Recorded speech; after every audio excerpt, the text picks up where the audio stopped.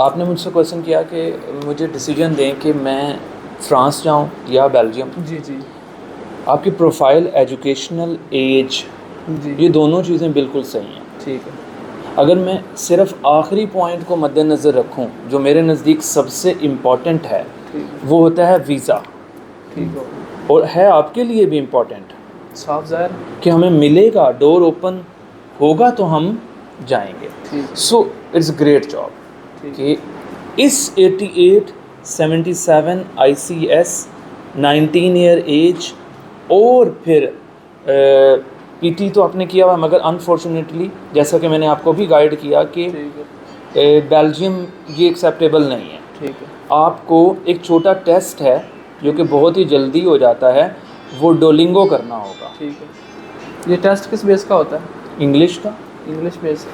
आइल्स English, ठीक है। PT English. ये लैपटॉप मतलब कंप्यूटराइज होगा कि हाँ, face अच्छा, to ये face पूछना होगा? चाह रहे हैं कंप्यूटर साइंस बेस्ड, ठीक है। यानी सिस्टम, यानी ऑनलाइन बेस्ड। ठीक है। डोलिंगो की वेबसाइट आप ओपन करो, ठीक है। उसमें जाकर देखो, उसमें फ्री टेस्ट रखे हैं। ठीक है। एक पॉइंट तो ये बताया। ठीक है। अब मैं थोड़ा कंपैरिजन करता हूँ आपको। एक तरफ आइल्स है 65 या 67,000 रुपीज़ का, ठीक है। और एक तरफ 19,000 रुपीज़ का डोलिंगो है। ठीक है। एक तरफ आपको डेट लेनी है टेस्ट की, साफ। फिर 13 दिन वेट करना है। साफ। यहाँ आपको डेट लेने की ज़रूरत नहीं है, you just try, mock session कर लो, जी। प्रैक्टिस टेस्ट कर लो, और फ़ौरन बैठ के टेस्ट दे लो। ठीक हो गया। फ़ी कैसे देनी है? ठीक है। खुद अपने कार्ड से पे कर दो। ठीक हो गया। फिर रिज़ल्ट के लिए वेट करना है आइल्स का 13 दिन। ठीक है। यहाँ 2 दिन में 24 आवर्स से 48 आवर्स में क्या आ जाएगा? रिजल्ट आ गया। मगर अब कुछ इश्यूज़ हैं कि देखिए, इस टेस्ट को करने के एथिक्स हैं। शोर नहीं होना चाहिए, ठीक है। विंडोज़, डोर, इंटरनेट इधर उधर नहीं देखना, एग्जैक्टली आपने स्क्रीन के सामने। अदरवाइज वो टेस्ट करने के बाद they have right to invalid your test. ठीक है। वो कर सकते हैं आपके टेस्ट को इनवैलिड, मगर सबसे अच्छी चीज़ है कम फ़ी है और जल्दी से रिजल्ट आ जाता है। ठीक है। अब हमने एक बात की थी इस वीडियो सेशन स्टार्ट होने से आप पहले। इसके लिए प्लेस रिक्वायर करते हैं टेस्ट? नहीं, आपने अपने घर बैठ के देना है, खुद देना है। आप रिक्वायर नहीं करते हैं? नहीं, ठीक है। मेरा कोई सेंटर नहीं है, ठीक है। Just consultation office. ठीक हो। मेरा कोई आइल्स एकेडमी नहीं है। ओके। इसलिए आपने खुद अपने ठीक है। ट्यूशन फ़ी एक्चुअल 9,000, मगर उसमें से जो पे वाला पोर्शन है 6,750, ठीक हो गया। ब्लॉक अकाउंट 11,350, ठीक है। एंड आरसा की सर्विस 3,85,000। ये जो आरसा की सर्विस है हमने किस तरह पे करनी है? सारी ही एडवांस पे करनी है। ठीक है। ये देखिए, मैं लिख कर देता हूँ फ्लो चार्ट।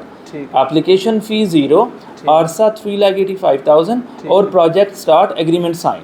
ठीक है। इसके बाद मैंने एडमिशन अप्लाई करवाना है, स्टाफ को देना है और कहना है कि मुजम्मिल का एडमिशन भिजवाओ जी। ठीक है। मगर मुजम्मिल के एडमिशन भिजवाने से पहले उनकी सारी डॉक्यूमेंट्स हम 2-4 दिन में पूरी करेंगे, यानी complete set of document with complete information के ठीक हो साथ। गया।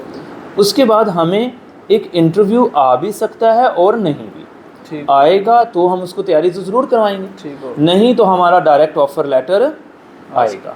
ठीक। इसके बाद अच्छा, हमें सॉरी, वो आप जो आप कह रहे हैं कि इंटरव्यू जो लेते हैं, हाँ, उसकी प्रिपरेशन आप करवाते हैं? वो ठीक हो। डेफिनेटली वो ज़रूरी है ना। अच्छा, ये कंपलसरी है इंटरव्यू के रैंडम? नहीं, डिपेंड ऑन कोऑर्डिनेटर। ठीक हो। अब आते हैं हम दूसरे टॉपिक पे। उसके बाद मैं आपको ऑफ़र लेटर जो दूंगा, आपने उसको क्रॉस चेक करना है, और हर एक स्टूडेंट को वो क्रॉस चेक करना ही चाहिए। ठीक हो। अगर कोई भी कंसल्टेंट लाइक मी और मेरे अलावा और इतनी सारी फर्म्स काम करती हैं, आपको एक ऑफ़र लेटर, एक इनवाइस, एक बैंक डिटेल, कोई भी चीज़ देना, आप प्लीज़ उसको ना वेरीफाई करो। ठीक। आप यूनिवर्सिटी भेजो बाय ईमेल और उनके पूछो ये ओरिजिनल है, अकाउंट डिटेल ओरिजिनल है, इसके पैरामीटर ओके हैं, वो कहते हैं ओके, दैट्स ओके, जज़ाकल्लाह। आप अपने बैंक जाओ।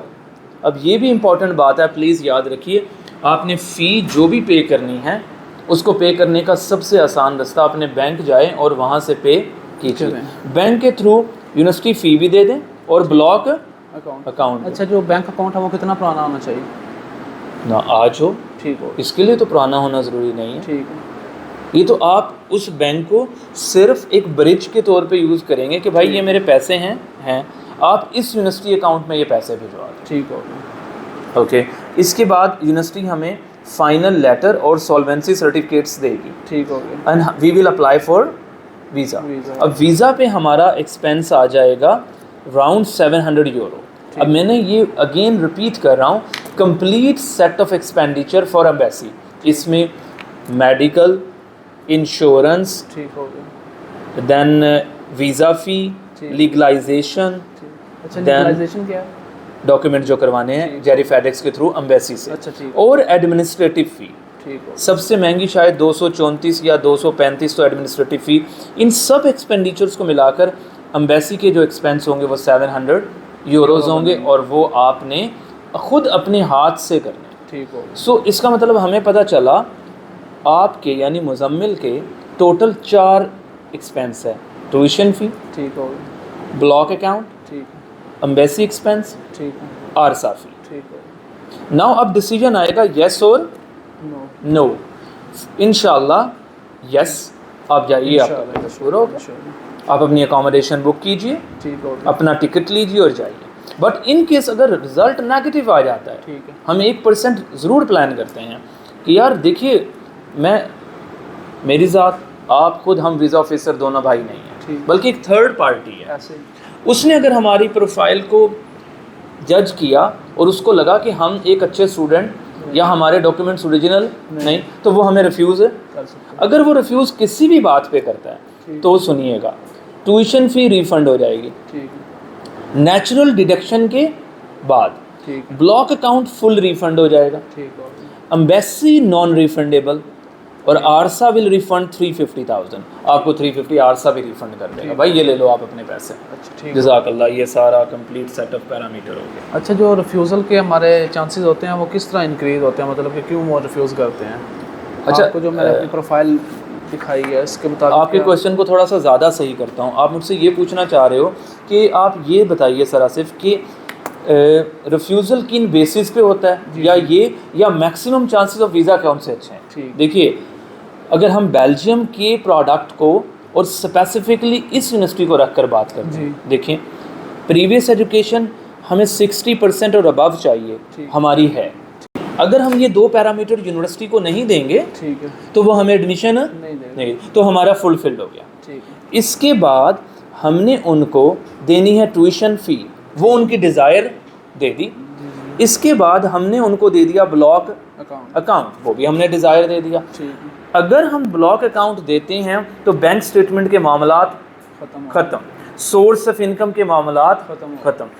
अब हमने जाना है एम्बेसी के एक्सपेंडिचर और इंटरव्यूज़ पे, यानी एम्बेसी हमसे इंटरव्यू कंडक्ट करेगी, और हम अपने ट्रैवलिंग डॉक्यूमेंट्स को बिल्कुल एक्यूरेसी से मैनेज करें। तो जज़ाकल्लाह, मेरी सूरत में अब कोई वजह नहीं रहती रिफ्यूज़ल की, सिवाय हमारी किस्मत में सफ़र नहीं है। अच्छा, इनकी मेडिकल रिक्वायरमेंट्स क्या हैं? हाँ, मेडिकल इनकी एक ऑफिशियल, इधर आना था मुझे, इनके ऑफिशियल मेडिकल इंस्टीट्यूट हैं। ठीक है। आपने अपना मेडिकल वहीं से करवाना है बस। ठीक। वो इनक्लोज इन्वेलप हमें देंगे। ठीक है। उसमें आपको कोई ब्लड के डिजीज़ नहीं होने चाहिए। ठीक। उसकी हम क्या करेंगे आपके लिए, ये सबसे अच्छा है, हम पहले एक जर्नल, उसके मुताबिक एक जर्नल अपना टेस्ट करवा लेंगे 5-7 हज़ार रुपये का, कि भाई जाओ आप प्लीज़ ये वाले टेस्ट पहले ही करवा लो, ठीक हो, कि हम इतनी मेहनत के बाद ज़ीरो पे ना चले जाएं। ठीक हो। बस जज़ाकल्लाह, पूरा हो गया।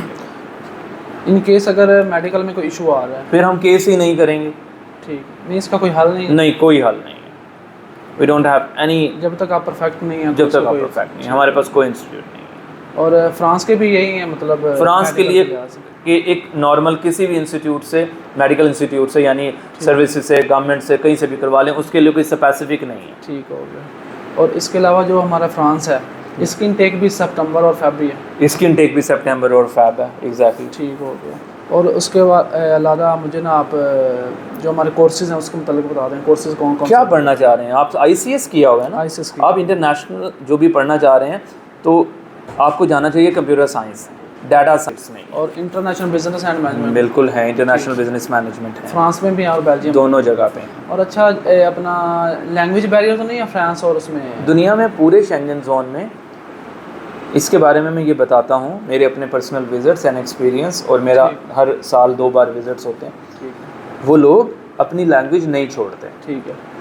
वो लोग आपस में अपनी ही लैंग्वेज में, देखिए एक ही जोन में 40 कंट्रीज़ हैं इस तरह शेंजन के अलावा यूरोपीय यूनियन, मगर हर कंट्री, यानी आप यहाँ से अंदाज़ा लगा लें, रोमानियन अपनी लैंग्वेज, हंगेरियन अपनी लैंग्वेज, फ्रेंच अपनी लैंग्वेज, और फिर आपका PR तो होता ही तब है जब आपको उनकी लैंग्वेज टेस्ट पास करते हैं।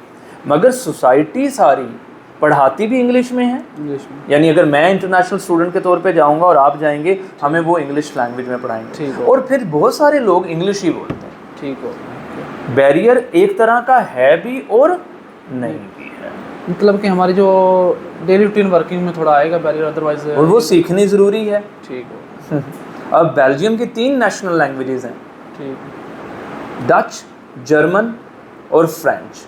ठीक है, आप किसी एक में ग्रिप हासिल कीजिए। ठीक है। लो जी, from the my side almost everything is done my dear. और जो फ्रांस में कोर्स वो भी यही अवेलेबल है? दोनों अवेलेबल हैं जो मैंने आपको बताए। अच्छा, आपको मैं बताना चाह रहा था कि मुझे ना हेपेटाइटिस C का मसला था। ओहो, ठीक है, तो इसके मैंने ना 3 मंथ कोर्स किया गुड अपना DHQ हॉस्पिटल से, जी गवर्नमेंट जी से। ठीक है, उसके अलावा 3 मंथ बाद अब मैंने ना SVR रिपोर्ट दिया 2 वीक्स अगो, जी। तो अब रिजल्ट देखते हैं क्या आता है। अल्लाह आसानी फरमाए इंशाल्लाह 1 वीक और आफ्टर 2 वीक्स आएगा रिजल्ट उसका इंशाल्लाह। तो इसके वाले सब गाइड जो आप करना चाहते पहले आप टेस्ट का वेट कर लो हैं। प्लीज़। ठीक है, okay, done, okay, thank you. जज़ाकल्लाह। आपका नंबर